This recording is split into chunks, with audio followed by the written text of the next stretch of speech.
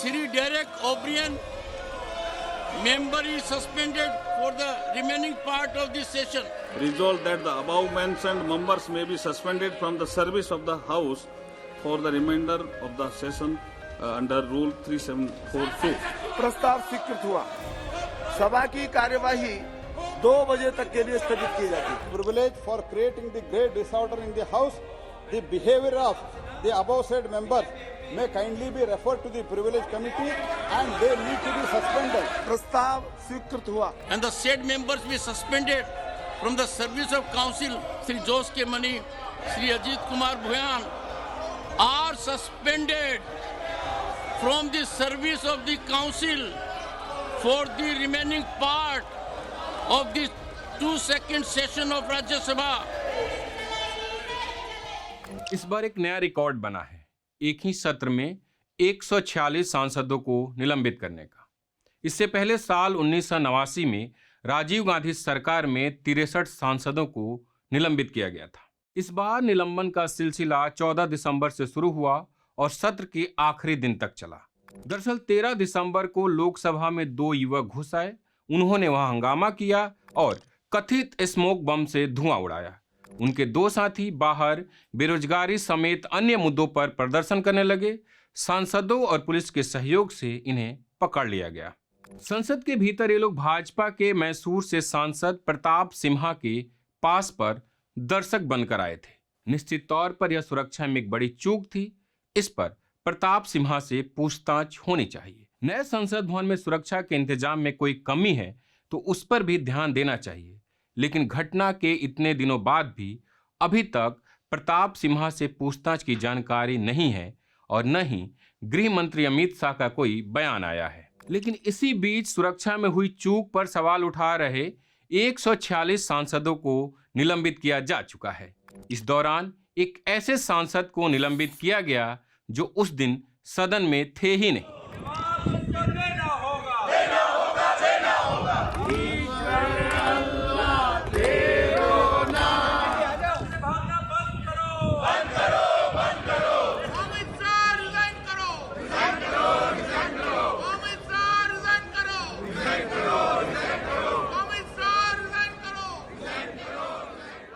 सांसदों को निलंबित करने में नरेंद्र मोदी की नेतृत्व वाली सरकार मनमोहन सिंह के नेतृत्व वाली यूपीए सरकार से काफी आगे है।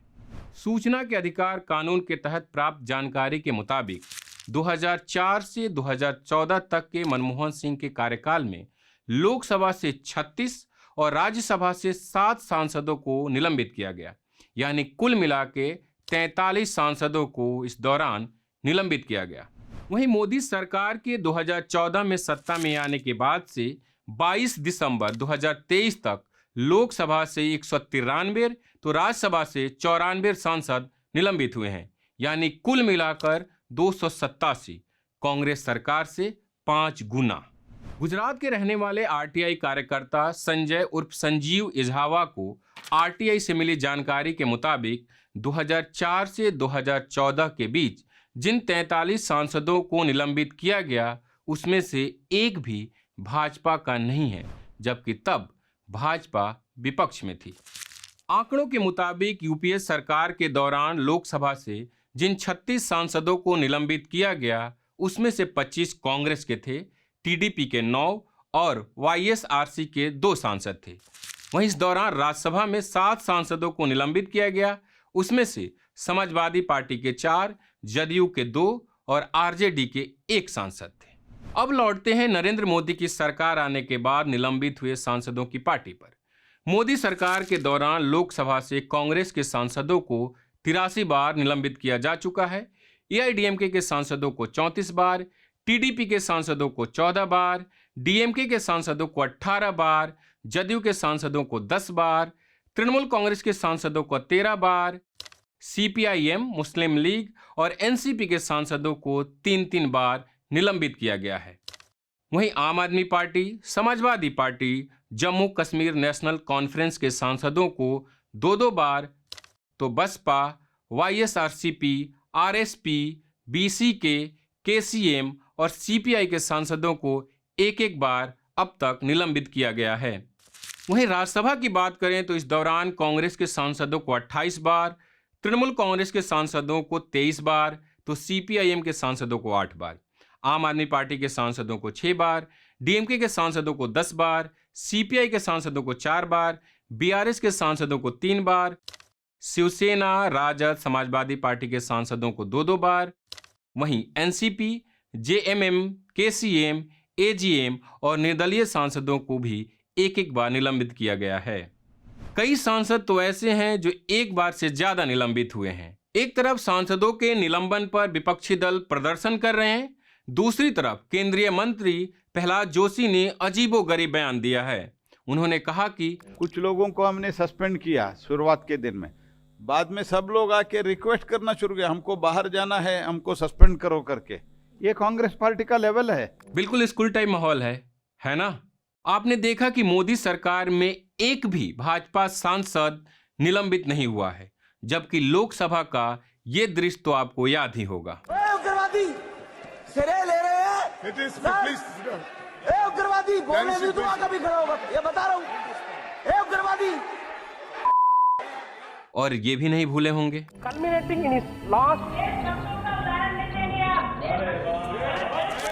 इसमें से ज्यादातर निलंबन 374A के तहत हुआ है।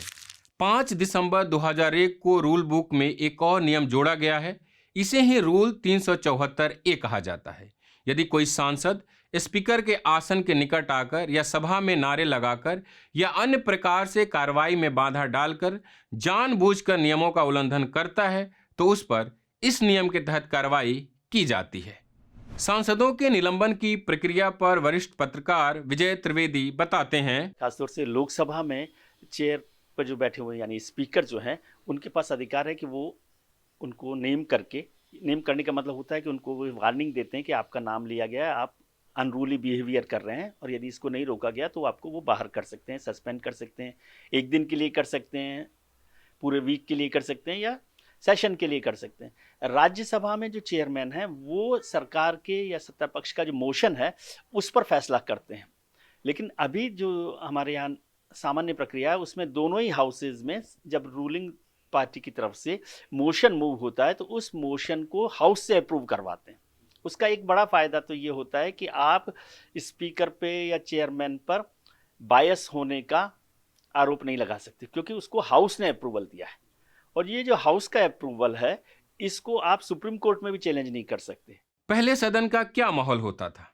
आखिर आज ये हालात क्यों हुए कि एक सत्र में इतनी संख्या में सांसदों को निलंबित किया जा रहा है? इस सरकार में मुझे लगता है कि जो एक ट्रैक 2 चैनल हुआ करता था पहले, जिसमें जो सरकार के कुछ बड़े नेता हैं, संसदीय कार्य मंत्री है, वो लोग विपक्ष के नेताओं के साथ बात किया करते थे और इश्यूज को सॉर्ट आउट करके उस पर काम करते थे। वो जो बातचीत का दौर है मुझे लगता है वो अब खत्म हो गया है।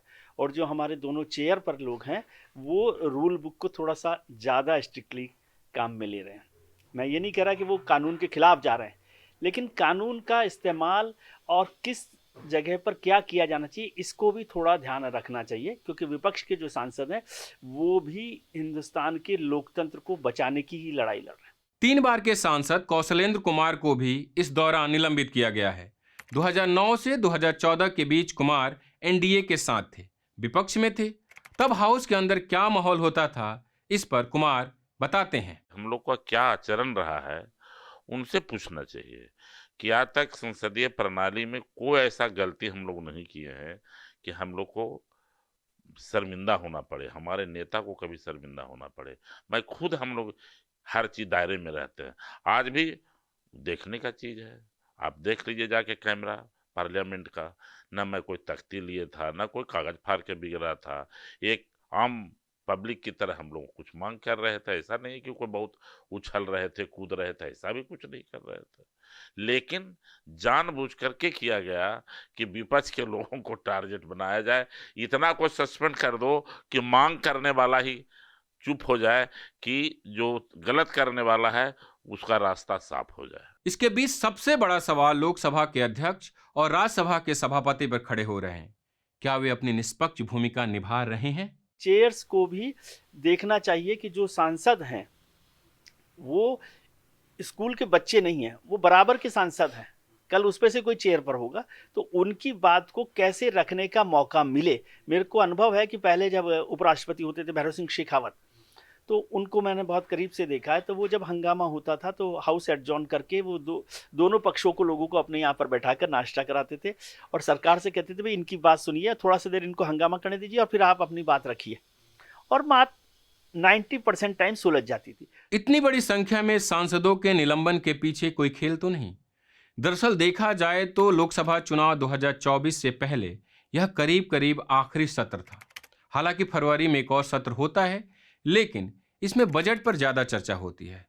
इस बार के शीतकालीन सत्र में दोनों सदनों को मिलाकर कुल 18 बिल पास हुए हैं, जबकि इस दौरान 146 सांसद निलंबित थे। तो क्या सांसदों के निलंबन के पीछे यही वजह थी? ये जितने मजबूत अपने को बताते हैं ना, बहुत कमजोर आदमी है प्रधानमंत्री जी। जिसको इतना बड़ा मैंडेट हो, वो इतना डरता हो विपक्ष से, उसको प्रतिरोध इतना खलता हो। जो पहले एक प्रक्रिया होती थी कि बिल्स को, जो इंपॉर्टेंट बिल्स हैं, उन्हें पार्लियामेंट्री कमेटीज के पास, सेलेक्ट कमेटी के पास भेजा जाता था, वो परसेंटेज अब 24% पर आ गया, जो पहले 60-70% होता था। यानी उसमें पार्लियामेंट्री कमेटीज में क्या होता था कि बिल्स पर इन डेप्थ डिस्कशन हुआ करता था, तो वो कम हो रहा है। दूसरा, जब बिल हाउस में आते हैं तो उन पर चर्चा नहीं हो रही। मतलब मैं पिछला रिकॉर्ड देख रहा था तो उसमें 8 मिनट, 10 मिनट, 15 मिनट, कुछ तो बिना चर्चा के भी बिल पास हुए हैं। तो ये भी गंभीर चिंता का विषय है। शीतकालीन सत्र खत्म हो चुका है। 146 सांसदों को सदन के अंदर बोलने नहीं दिया गया। अब विपक्ष सड़कों पर है। लगातार विपक्षी नेता अलग अलग जगहों पर प्रोटेस्ट कर रहे हैं। 22 दिसंबर को देश भर में इंडिया गठबंधन ने प्रोटेस्ट का आयोजन किया। दिल्ली के जंतर मंतर पर इंडिया गठबंधन के तमाम नेता पहुंचे। नेताओं का कहना है कि जब हमें सदन में नहीं बोलने दिया जा रहा तो हम सड़कों पर जाकर जनता के बीच जाकर अपनी बात रखेंगे। पत्रकारिता का नासूर बन चुके विज्ञापन के मॉडल को खारिज करके खबरों की इस दुनिया को बदलिए, ताकि पत्रकारिता आपके लिए जवाबदेह बने। newslaundry.com/subscription पर क्लिक कीजिए और अपने मन मुताबिक पेमेंट का विकल्प चुनिए, क्योंकि हमारे सब्सक्राइबर्स का नारा है, मेरे खर्च पर आजाद हैं खबरें।